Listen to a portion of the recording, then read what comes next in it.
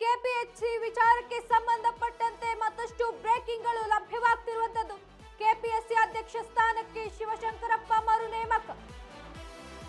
ರಾಜ್ಯಪಾಲರು ಹೊರಡಿಸಿದ್ದ ಅಮಾನತು ಆದೇಶ ರದ್ದು.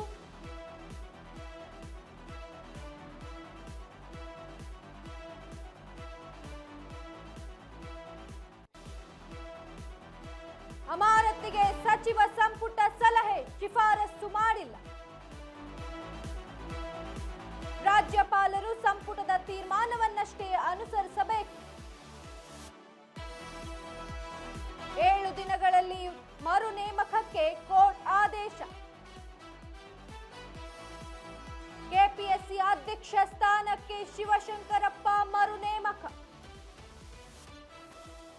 ರಾಜ್ಯಪಾಲರು ಹೊರಡಿಸಿದ್ದ ಅಮಾನತು ಆದೇಶ ರದ್ದಾಗಿರುವಂತದ್ದು. ನ್ಯಾಯಮೂರ್ತಿ ಸೂರಜ್ ಗೋವಿಂದರಾಜ್ ಹೈಕೋರ್ಟ್ ಪೀಠ ಆದೇಶವನ್ನ ನೀಡಿರುವಂತದ್ದು. ಅಮಾನತಿಗೆ ಸಚಿವ ಸಂಪುಟ ಸಲಹೆ, ಶಿಫಾರಸು ಮಾಡಿಲ್ಲ. ರಾಜ್ಯಪಾಲರು ಸಂಪುಟದ ತೀರ್ಮಾನವನ್ನಷ್ಟೇ ಅನುಸರಿಸಬೇಕು. 7 ದಿನಗಳಲ್ಲಿ ಮರು ನೇಮಕಕ್ಕೆ ಕೋರ್ಟ್ ಆದೇಶವನ್ನ ನೀಡಿದೆ.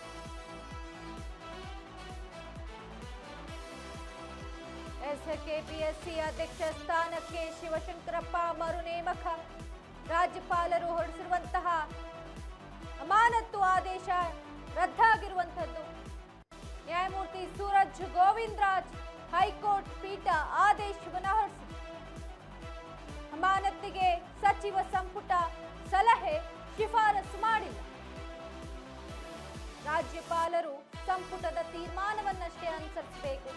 ಇನ್ನು 7 ದಿನಗಳಲ್ಲಿ ಮರು ನೇಮಕಕ್ಕೆ ಕೋರ್ಟ್ ಆದೇಶವನ್ನ ನೀಡಿರುವಂತೆ.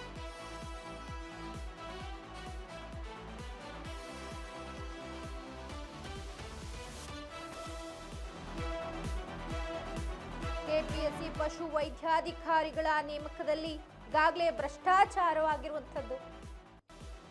ಇನ್ನು ರೈಡ್ ಕೂಡ ಆಗಿತ್ತು. ಈ ವಿಚಾರಕ್ಕೆ ಸಂಬಂಧಿಸಿದಂತೆ ಕೆಪಿಎಸ್ಸಿ ಅಧ್ಯಕ್ಷ ಸ್ಥಾನಕ್ಕೆ ಶಿವಶಂಕರಪ್ಪನವರ ಮತ್ತೆ ಮರು ನೇಮಕ ಮಾಡಲಾಗ್ತಿರುವಂತದ್ದು. ರಾಜ್ಯಪಾಲರು ಹೊರಡಿಸಿರುವಂತಹ ಅಮಾನತು ಆದೇಶ ರದ್ದಾಗಿದೆ. ಇನ್ನು ನ್ಯಾಯಮೂರ್ತಿ ಸೂರಜ್ ಗೋವಿಂದರಾಜ್ ಹೈಕೋರ್ಟ್ ಪೀಠ ಆದೇಶವನ್ನ ಹೊರಡಿಸಿರುವಂತದ್ದು. ಈಗ ಅಮಾನತಿಗೆ ಸಚಿವ ಸಂಪುಟ ಸಲಹೆ, ಶಿಫಾರಸು ಮಾಡಿಲ್ಲ. ರಾಜ್ಯಪಾಲರು ಸಂಪುಟದ ತೀರ್ಮಾನವನ್ನಷ್ಟೇ ಅನುಸರಿಸಬೇಕು. ಇನ್ನು 7 ದಿನಗಳಲ್ಲಿ ಮರು ನೇಮಕಕ್ಕೆ ಕೋರ್ಟ್ ಆದೇಶವನ್ನ ನೀಡಿದೆ.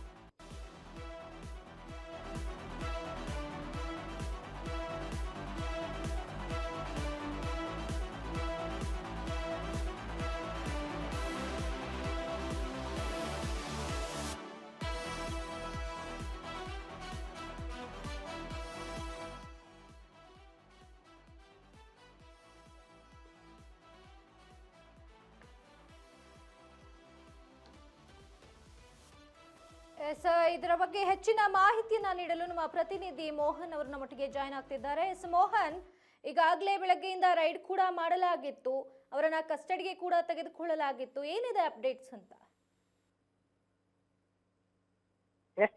ಏನು ಇವತ್ತು ಪಶು ವೈದ್ಯಾಧಿಕಾರಿಗಳ ನೇಮಕಾತಿ ಹಗರಣಕ್ಕೆ ಸಂಬಂಧಿಸಿದಂತೆ ಇಂದು ರಾಜ್ಯಾದ್ಯಂತ ಇಡಿ ಅಧಿಕಾರಿಗಳು ಬೃಹತ್ ಶೋಧ ನಡೆಸಿದ್ದಾರೆ. ಇನ್ನು ಪಶುಸಂಗೋಪನಾ ಇಲಾಖೆ ಕೈಗಾರಿಕಾ ವಿಸ್ತೀರ್ಣ ಅಧಿಕಾರಿಗಳ ಹುದ್ದೆಗೆ ನಕಲಿ ದಾಖಲಾತಿ ಸೃಷ್ಟಿಸಿರುವಂತ ಒಂದು ಆರೋಪ ಇತ್ತು.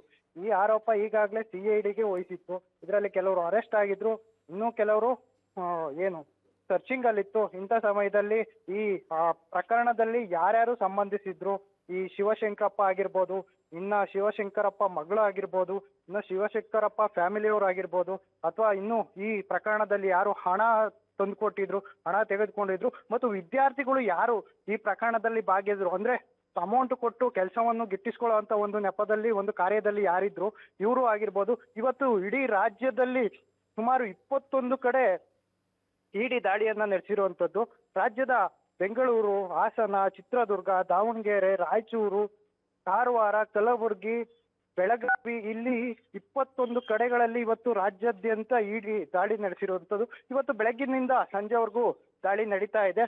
ಇನ್ನು ಈ ಏನು ಇಡಿ ದಾಳಿ ಇತ್ತು ಬೆಳಗ್ಗೆಯಿಂದ ಇಂಥವರೆಗೂ ನಡೆದ್ರು, ಇದಕ್ಕೂ ಕೂಡ ಕೊನೆ ಆಗಿಲ್ಲ. ಇನ್ನು ಪರಿಶೀಲನೆ ದಾಖಲೆ ಪರಿಶೀಲನೆ ಅಂತ ಮುಂದಾದಗಳಲ್ಲಿ ಪರಿಶೀಲನೆ ಮಾಡ್ತಾ ಇದ್ದಾರೆ. ಇನ್ನು ಏನು ಶಿವಶಂಕರಪ್ಪ ಅವರನ್ನ ಬೆಳಗ್ಗೆ ಶಿವಶಂಕರಪ್ಪ ಅವರು ತನ್ನ ಮಗಳ ಮನೆಯಲ್ಲಿ ಡಾಲರ್ಸ್ ಕಾಲೋನಿಯಲ್ಲಿ ಇದ್ದಂಥದ್ದು. ಇನ್ನು ಏನು ಶಿವಶಂಕರಪ್ಪ ಅವರು ಡಾಲರ್ಸ್ ಕಾಲೋನಿ ತನ್ನ ಮಗಳ ಮನೆಯಲ್ಲಿ ವಾಸವಿದ್ದಂಥ ಸಮಯದಲ್ಲಿ ಇಡಿ ಅಧಿಕಾರಿಗಳು ಬಂದು ಅವರನ್ನು ಕೂಡ ವಶಕ್ಕೆ ತಗೊಂಡು ಅವರ ಮನೆಯಲ್ಲಿದ್ದಂಥ ಕೆಲವು ದಾಖಲೆಗಳು ಮತ್ತು ಏನು ಈ ಪ್ರಕರಣಕ್ಕೆ ಸಂಬಂಧಪಟ್ಟಂತ ಕೆಲವು ದಾಖಲೆಗಳನ್ನು ಈಗ ಇಡಿ ಟೀಮ್ನ ಒಂದು ತಂಡ ಇಲ್ಲಿಂದ ಕೊಂಡೊಯ್ದಂತಿರೋದು. ಇನ್ನು ಉಳಿದ ತಂಡಗಳು ಇಲ್ಲಿ ಶಿವಶಂಕರಪ್ಪ ಮನೆಯವರ ಡಾಲರ್ಸ್ ಕಾಲೋನಿಯಲ್ಲಿ ಶಿವಶಂಕರಪ್ಪ ಅವ್ರ ಮನೆಯಲ್ಲಿ ಏನು ಪ್ರಕರಣಕ್ಕೆ ಸಂಬಂಧಿಸಿದಂತೆ ತನಿಖೆ ಮಾಡ್ತಾ ಇರೋಂಥದ್ದು. ಇನ್ನು ಶಿವಶಂಕರಪ್ಪ ಅವರನ್ನು ವಶಕ್ಕೆ ಪಡೆದು ಹಲವಾರು ರೀತಿಯಾಗಿ ವಿಚಾರಣೆ ನಡೆಯುತ್ತಿರುವಂಥದ್ದು. ಇನ್ನು ಈ ಪ್ರಕರಣದಲ್ಲಿ ಹಲವಾರು ದಾಖಲೆಗಳು ಮತ್ತು ಏನು ಕಾಲ್ ರೆಕಾರ್ಡ್ ಅಂತಹ ಇರ್ಬೋದು, ವಿಡಿಯೋ ಕಾಲ್ ರೆಕಾರ್ಡ್ ಅಂತ ಇರ್ಬೋದು, ಕೆಲವು ದಾಖಲೆಗಳಿದ್ವು. ಇದರ ಸಮೀಪವಾಗಿ ಕೆಲವು ದಾಖಲೆಗಳನ್ನ ಪರಿಶೀಲನೆ ಮಾಡ್ತಾ ಇರುವುದು. ಇನ್ನು ಶಿವಶಂಕರಪ್ಪ ಅವರ ಮನೆಯಲ್ಲಿದ್ದಂತ ಕೆಲವು ದಾಖಲೆಗಳನ್ನು ಇಡಿ ಸಂಬಂಧಪಟ್ಟ ಅಧಿಕಾರಿಗಳು ಕೊಂಡೊಯ್ದಿರುವಂತದ್ದು. ಇನ್ನು ಕೆಲವು ಅಧಿಕಾರಿಗಳು ಶಿವಶಂಕರಪ್ಪ ಅವರನ್ನು ವಶಕ್ಕೆ ತಗೊಂಡು ಇನ್ನು ವಿಚಾರಣೆ ನಡೆಸ್ತಾ ಇರುವಂತದ್ದು. ಚಂದನ, ಎಸ್, ಧನ್ಯವಾದ ಮೋಹನ್ ನಿಮ್ಮೆಲ್ಲ ಮಾಹಿತಿಗಾಗಿ.